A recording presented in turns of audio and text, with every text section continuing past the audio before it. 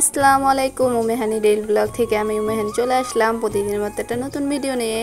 এই তো সকাল সকাল সূর্যি মামা কিন্তু চলে এসেছে।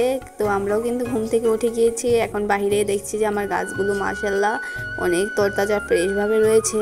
আর এইসব করে কিন্তু আমি চলে গিয়েছিলাম রান্নার কাজে। সকালে আজকে অনেক দিন যাবৎ ভেন্ডি ভাজি খেতে মনে করলো, তো ভেন্ডি ভাজি করছিলাম। এদিকে ভেন্ডি ভাজিটা করে নিয়েছি। আজকে সকালে হচ্ছে ভেন্ডি ভাজি আর হচ্ছে পাঙাশ মাছ ভুনা করব। তো পাঙাশ মাছটা রান্না করে নিব। তো ওইটা অফ ক্যামেরা রান্না করে নিয়েছিলাম, সেটা তোমাদের সাথে শেয়ার করতে পারিনি। জীবনে প্রতিটা খেতে কিন্তু মানুষ বদলায়, যেরকম আমি আগে একরকম ছিলাম এখন একরকম আছি।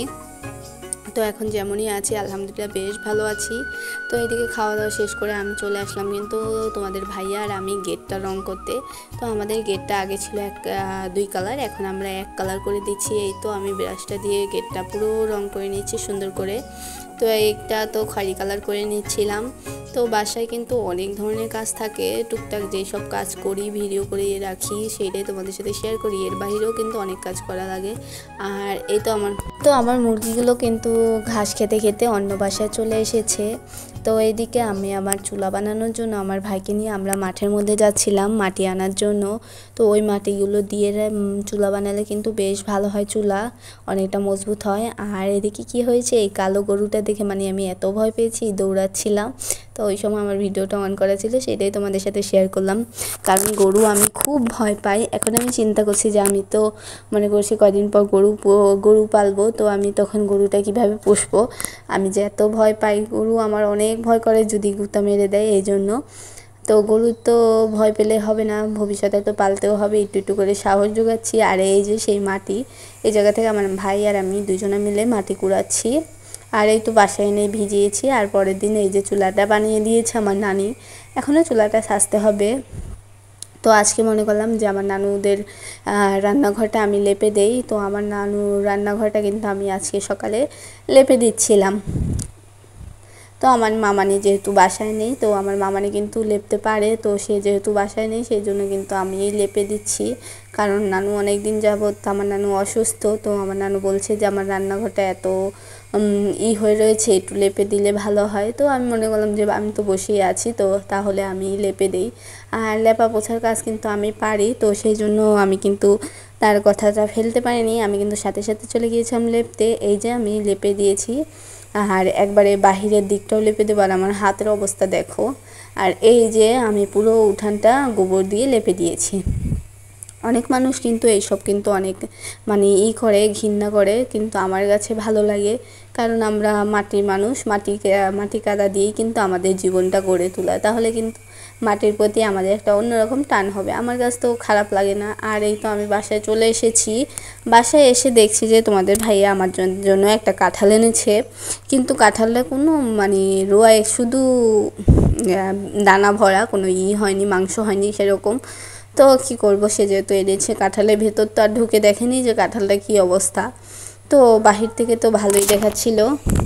আর আমার ভিডিওর এই পর্যায়ে আমার সেই পুরনো কথাটা বলে নিচ্ছে, আমার ভিডিওর কোনো জায়গা বা কোনো অংশে যদি একটু ভালো লাগে প্লিজ আমাকে একটা লাইক দিয়ে দিবা। আর যারা এই ধরনের ভিডিও পছন্দ করে তারা চাইলে আমার চ্যানেলটাকে সাবস্ক্রাইব করে দিবা।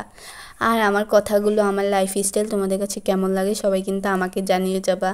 তাহলে কিন্তু আমার ভিডিও দেওয়ার আমার ভিডিও দেওয়ার যে একটা উৎসাহটা সেটা বেড়ে যাবে। তো সবাইকে চেষ্টা করবা যাতে সবাই সাহায্য এই প্ল্যাটফর্মে এসেছো, সবাইকে সহযোগিতা করবা। তো এইদিকে আমি 2 দিন ভিডিও দিতে পারিনি, 2 দিন পর আবার দিচ্ছি। আর এদিকে আমার অনেক কাঁচা আম খেতে ইচ্ছে করছিল। তো এগুলো ফজলি আম, আমার কাঁচা আমের মধ্যে ফজলি আমটা অনেক ভালো লাগে। আর এই জায়গায় হচ্ছে পাকা আম এনেছিল, তো 5 কেজি আম এনেছিল, তো সেগুলোও ঢেলে নিলাম। আর আজকে মনে করছি যে আজকে দুপুরে রান্না করব পাবদা মাছ। কারণ পাবদা মাছ আমার অতটা ভালো লাগে না, তবু আজকে পাবদা মাছ ভুনা করব। পাবদা মাছ ভুনাটাই বেশ লাগে, তরকারি দিয়ে রান্না করলে আমার খেতে ইচ্ছে করে না। তো এদিকে মাছটা ভালো করে মশলাপাতি মাখিয়ে তারপরে আমি রান্নার কাজে চলে যাব। আর এর মধ্যে কিন্তু বৃষ্টিও নেমে গিয়েছিল।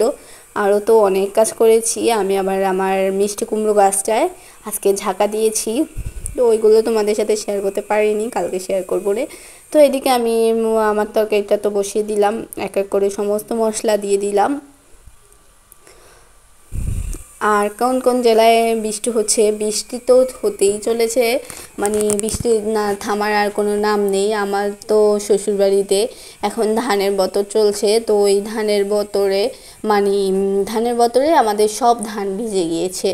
ধান কেটে তারপরে হচ্ছে মাঠে রেখে এসেছিলো, পরের দিন থেকে বৃষ্টি, আবার আমার শ্বশুর আব্বু যাই গিয়ে ধান উল্টিয়ে দিয়েছে, শুকিয়েছে, তারপর আবার বৃষ্টি নেমে গিয়েছে। কি একটা অবস্থা, আমিও যেতে পারছি না, তারা কিন্তু এই ধানের বতরে অনেক কষ্ট করছে। তো কদিন পর যাব, হয়তো ঈদের পর যাব বেড়াতে। এখন তো আর যাওয়া সম্ভব না, কারণ আমি গ্রামের বাড়িতে এসেছি, তো বাড়ি তো খালি রেখে চলে যাওয়া যাবে না দুইজন একসাথে। এদিকে তোমাদের ভাইয়াও আছে, তো সে যাবে। আমি এবার ঈদটা মনে করছি আমি এদিকেই থাকবো, আমি ঢাকায় এবার ঈদটা করব আমার নানুদের সাথে, খালাদের সাথে।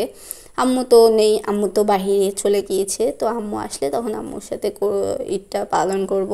তো এদিকে মশলাপাতি ভালো করে কষিয়ে নিয়েছি, কষিয়ে আমি এর মধ্যে মাছ দিয়ে দিব, পানি দিয়ে ভালো করে মশলাটা কষিয়ে। আর রাজশাহীর ওই দিক সব জায়গায় কম বেশি ধানের বতর চলছে।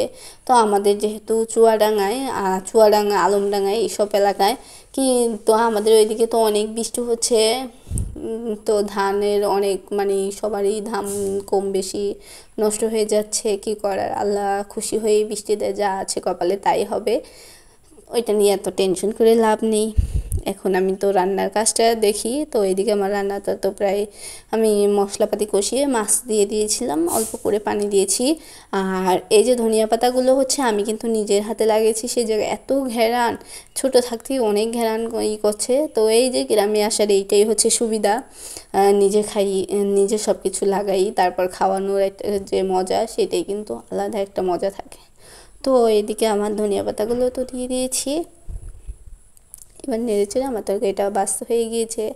তো এদিকে পাবদা মাছ ভুনাটা তো হয়ে গেছে। কার কার পাবদা মাছ ভালো লাগে সবাই কিন্তু অবশ্যই কমেন্টে জানিয়ে যাবে। আর আজকের ভিডিওটা এই পর্যন্তই, সবাই ভালো থেকে সুস্থ থাকো, আল্লাহ হাফিজ, আসসালামু আলাইকুম।